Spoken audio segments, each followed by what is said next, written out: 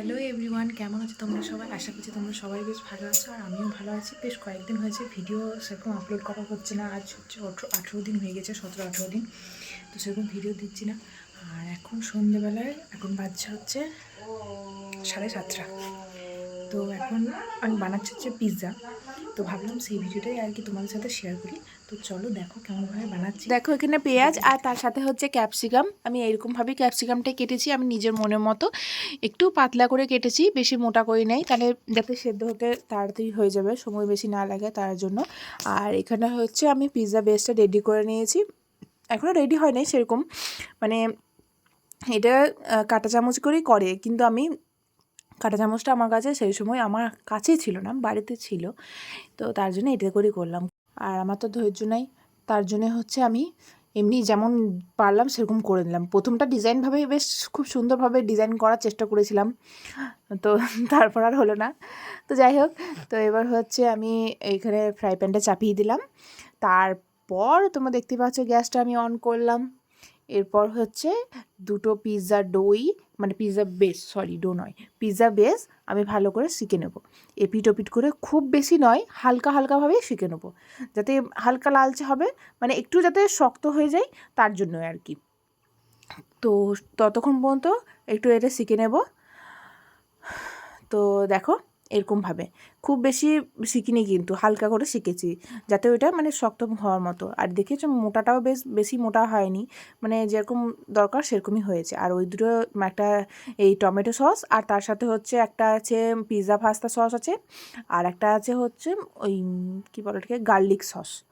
তো এই তিনটে সস মিলিয়ে একসাথে দেবো আমি, কারণ তিনটে সস দিচ্ছি কারণ পিৎজা পাস্তা সস দিলেও ভালো হতো শুধু, কিন্তু আমার ওই দুটো সস আর এই দুটো সস অ্যাড করলাম যাতে বেশি ভালো লাগে তার জন্য। তো চলো দেখতে পাচ্ছ এই তিনটেকে আগে মিলিয়ে নিয়েছি, ভালো করে মিক্স করে নিয়েছি। তো তারপর পুরো পিৎজা বেসটার উপর ভালো করে সসটা লাগিয়ে দেবো, আর তারপরে এই দেখো সাজানোটা কেমন হয়েছে জানিও। তো এইভাবে সাজিয়ে দিয়েছি, অনেকটা ভেজেস দিয়েছি ভালো ভরে ভরে। তো বাজারে যেটা কিনি সেটা তো আমাদের অতটা দেয় না, অল্প মাত্রায় দেয়। আর এরপর হচ্ছে চিজটা কেমন দিয়েছি দেখো, একদম কি বলবো।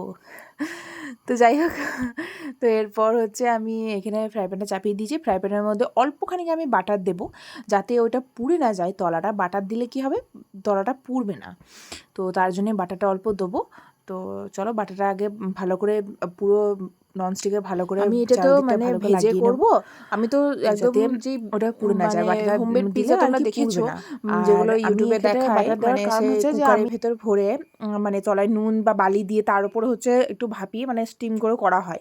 কিন্তু আমি সেইভাবে করব না, আমি সেইভাবেও আগে করেছিলাম, কিন্তু সেইভাবেও বেশ ভালোই হয়েছে। কিন্তু সেইভাবে করলে না, মানে ওই প্রসেসটা করলে আমার মনে হয় যে একটু বেশি দেরি হয়, আর এটাতে করলে একটু তাড়াতাড়ি হয়ে যায়।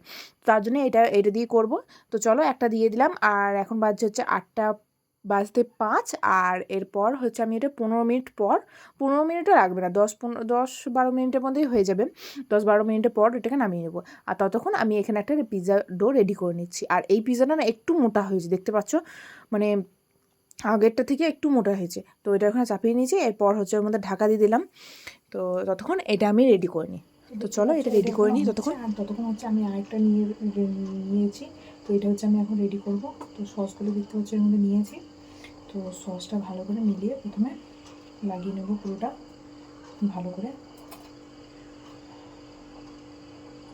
আর আমি তো প্রতিদিনই ভাবি যে ভিডিও করব, কিন্তু ভিডিও হচ্ছে আমার করা হয় না। মানে কী শেয়ার করবো কিছু খুঁজে পাই না সত্যি। আর আমি তো এখন ইউটিউবে নতুন, আমি কী কন্টেন্ট করবো সেটাই আমি খুঁজে পাই না। তো এবার থেকে ভাবছি প্রতিদিন ভিডিও করব। আমি প্রত্যেকটা ভিডিওতেই আমি বলি যে এবার থেকে ভাবছি প্রতিদিন ভিডিও করবো, কিন্তু করাই হয় না।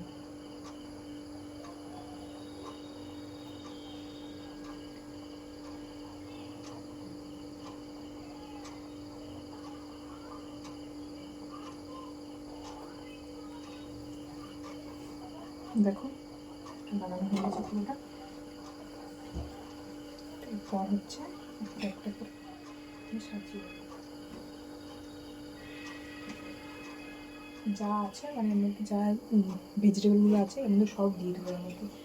আর তো হবে না, দুটোই বানিয়েছি, তার জন্যই যে কটা থাকবে সে কটা সব দিতে হবে।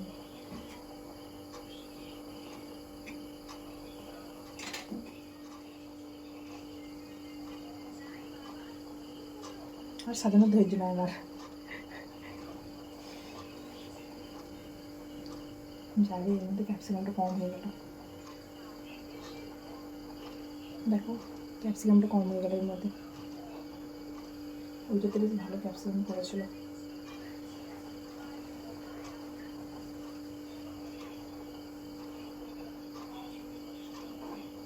এখন লাগবে।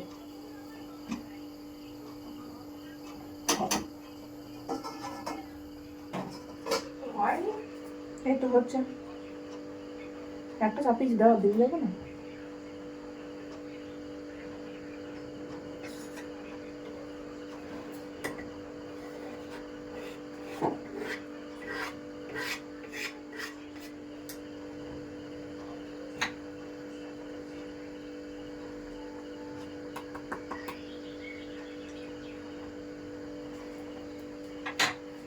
চিজ দিয়ে কভার করে দিয়েছি এইভাবে। তো এটা একবার খুলে দেখাই তোমাদের, দেখো ঠিক কেমনভাবে চিজটা পুরোটা গলে গেছে। তো বন্ধুরা এটা নামিয়েছি আর এরকমভাবে আমি পিস করে দিয়েছি। আর এটা হচ্ছে এখন খানিকক্ষণ আগে হচ্ছে দিলাম, এক্ষুনি দিলাম। তো এটা এখন হতে দেরি আছে। তো তোমাদের একটা জিনিস দেখাই, আমি যেহেতু ডাইরেক্ট মানে স্টিম করে কিছুতে দিইনি, ডাইরেক্ট আমি দিয়েছিলাম ওই ভাজার মতো করে যেরকম করে বললাম, তার ফলে কিন্তু দেখো তলাটা কিন্তু একদমই পড়েনি। দেখতে পাচ্ছ তলাটা কত সুন্দরভাবে আছে। তো এটা ঠান্ডা হয়ে গেলে আর খেতে ভালো লাগবে না। এবার তো মাকে দিয়ে আসি গা। আমার ধরো তো আমারটা হচ্ছে গরম ভালো লাগবে না খেতে। বেশ অনেকক্ষণ হয়ে গেছে। তো এরপর হচ্ছে ঢাকা খুলে দেখলাম হয়ে গেছে। দেখো চিজটা হয়ে গেছে। আরও অনেকক্ষণ রাখলে, আরও খানিকক্ষণ রাখলে বেশ ভালো করে হতো, কিন্তু এরপর তুলনায় কোনো অসুবিধা নেই। দেখো থালা নামিয়ে নিয়েছি।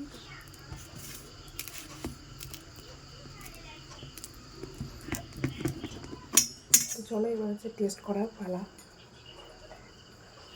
এটাকে খেয়ে দেখা যায় কেমন হয়েছে।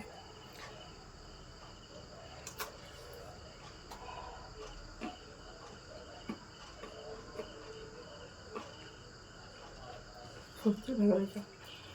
তোমার ভাবে আমার নিজের রান্না বলে আমি প্রশংসা করছি, কিন্তু না, সত্যি ভালো হয়েছে।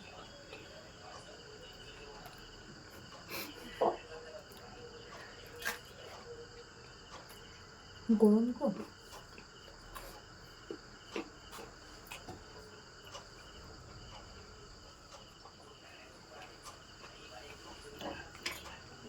তো চলো আমি এটা খেতে থাকি আর ভিডিওটা এখানে এন্ড করলাম। আশা করছি তোমাদের ভিডিওটা ভালো লাগবে। ভালো লাগলে অবশ্যই লাইক করে দিও আর আমার চ্যানেলটা সাবস্ক্রাইব করে দিও। দেখা হচ্ছে আবার একটা নতুন দিনে নতুন ভিডিওতে। ততক্ষণের জন্য বাই বাই।